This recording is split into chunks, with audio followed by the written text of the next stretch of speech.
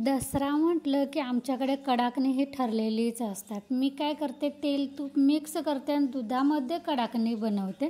कशी ते हे मी तुम्हाला आज दाखवते। तर इथे थोडंसं तेल आणि त्यामध्ये 2 चमचे तूप घेतलेले आणि ते गरम करत ठेवलेलं आहे। इथं बघा माझ्या अंदाजानेच मी कणी दूध घेतलेलं आहे, जवळजवळ वाटीभर असेल।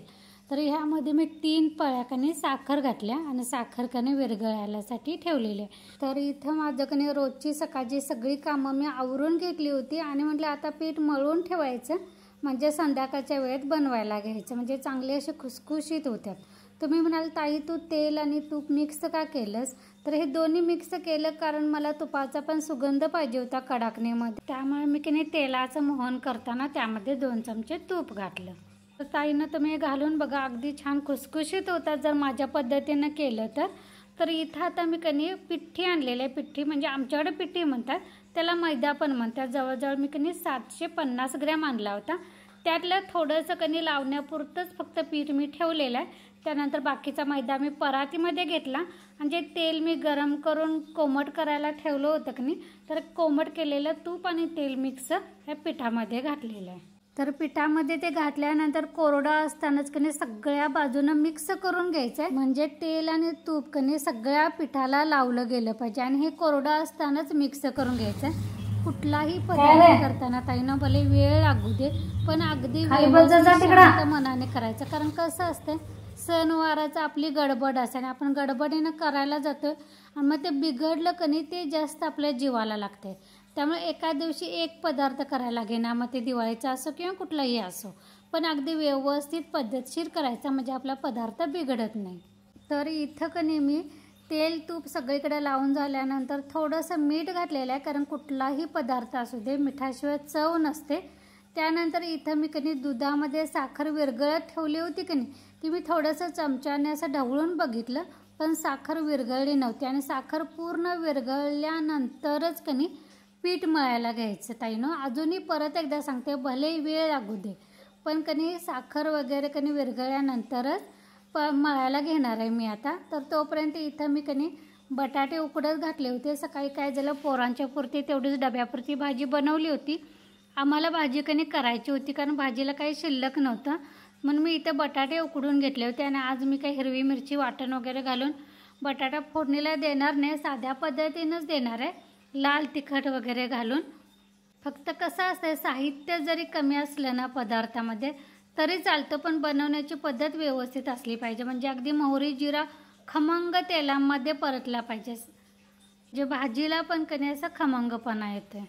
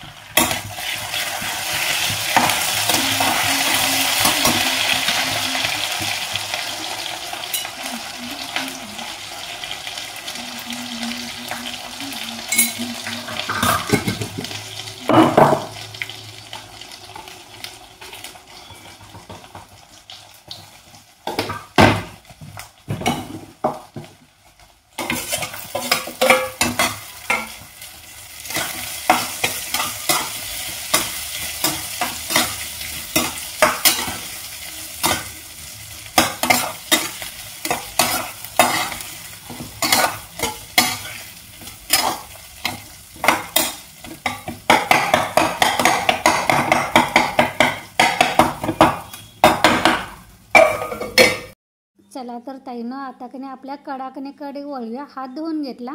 कधी पण बटाटा कणी तेलामध्ये परतवत कणी बारीक गॅसवर ठेवायचा, अगदी मस्त कणी चरचरीत लागतोय, असं लाल तिखट घालून पण कणी छान लागतं। एकदा अशा पद्धतीनं कणी करून बघा।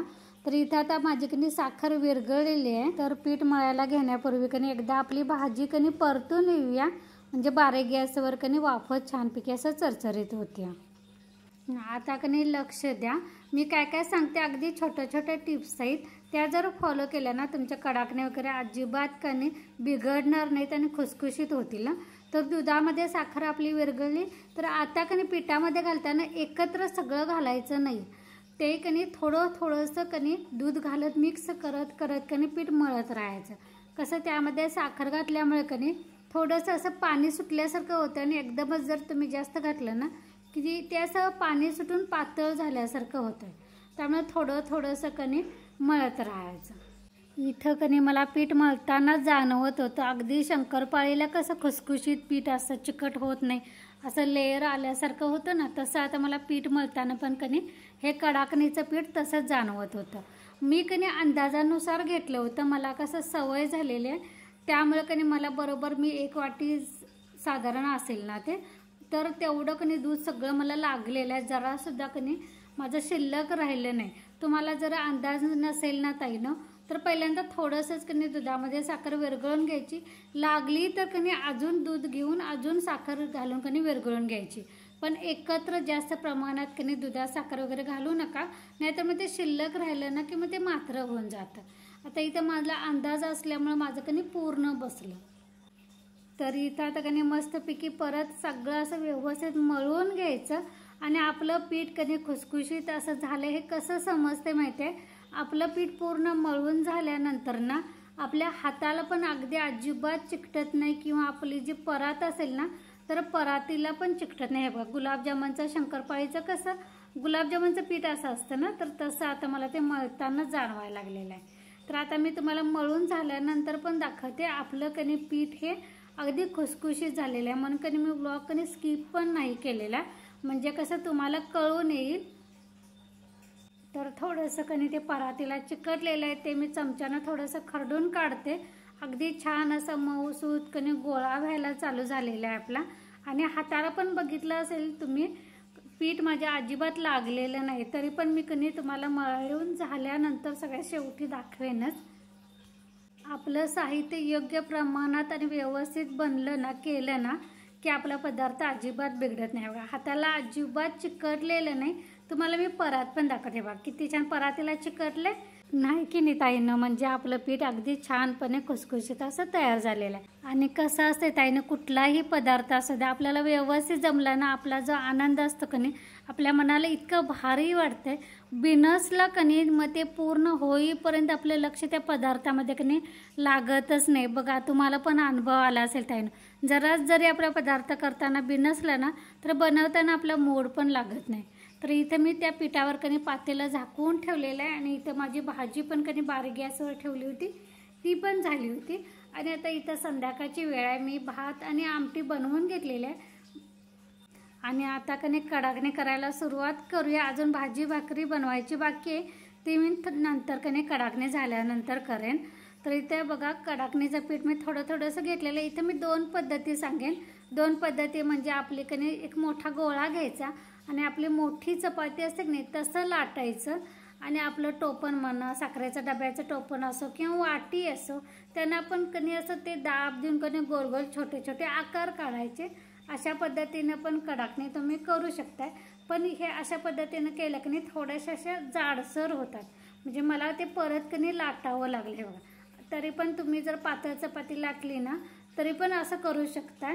ह्याला कसं खुसखुशीत पीठ झाल्यामुळं कणी कडेनं असं कणी चिरा पडायला चालू होतात, म्हणून ते गोल टोपणाचं कणी आकार द्यायचं किंवा कणी कडाकण्याचा साचा पण भेटतो असा डिझाईनचा, म्हणजे चांदणीचा आकार कसा डिझाईनचा असतो तसा साचा मिळतो, त्यानं पण तुम्ही ते छाप काढू शकताय. दुसरी पद्धत म्हणजे मी असं छोटे छोटे गोळे केलेले आहेत आणि छोट्या छोट्या पुऱ्या लाटायच्या आणि मग ते टोपणानं कणी छाप देऊन गोल करायचं. मी थोडंसं तुम्हाला दाखवण्यासाठी फक्त टोपणाचे छाप उठवले, नंतरचे मी काय छाप उठवत बसले नाही, फक्त लाटून कणी ठेवलं कारण माझ्याकडे वेळ पण कमी होता, माझ्याकडं बाकीचं जेवण पण माझं कणी आवरायचं बाकी होतं. अशा पद्धतीने जास्त अशा जाड करायचे नाहीत, अशा कणी पातळच कडाकणी करायच्या. तर चला मी सगळं बनवून घेतलं आणि कणी तळायला घेतलेलं आहे. तेल पूर्ण कडकडीत तापल्यानंतर कणी एक दोन अशा सोडायच्या. तर माझ्या कडाकणी तळून झाल्यानंतर मी लगेचच भाजी फोडणीला टाकली आणि लगेचच कणी भाकरी पण करून घेतल्या आणि मी कडाकणी शक्यतो तांबूस कलरवरच काढते. ह्या मी बॅगमध्ये काही थोड्याशा गावाकडे देण्यासाठी ठेवलेले आहेत. आणि इथं बघा अगदी पांढऱ्या शुभ्र अशा काढायच्या नाहीत, कारण ते दिसायला छान दिसतात पण खाताना खुसखुशीत लागत नाहीत. असं कच्च्यावर कणी काढल्यासारखं लागतं. त्यामुळे मला कणी असं तांबूस कलर आला तरच कडाकणी अशी खमंग वाढते. मी तुम्हाला असे मोडून पण दाखवलेले. अगदी खुसखुशीत कडाकणी आपल्या तयार झालेल्या आहेत. चला तर ताईनं मला हेच तुम्हाला दाखवायचं होतं म्हणून आजचा दुपारचा व्लॉग माझा आलेला नाही. हाच व्लॉग म्हणजे माझ्या कडाकण्या बनवायच्या बाकी होत्या आणि त्या पूर्ण झाल्यानंतर मला तुम्हाला दाखवायच्या होत्या.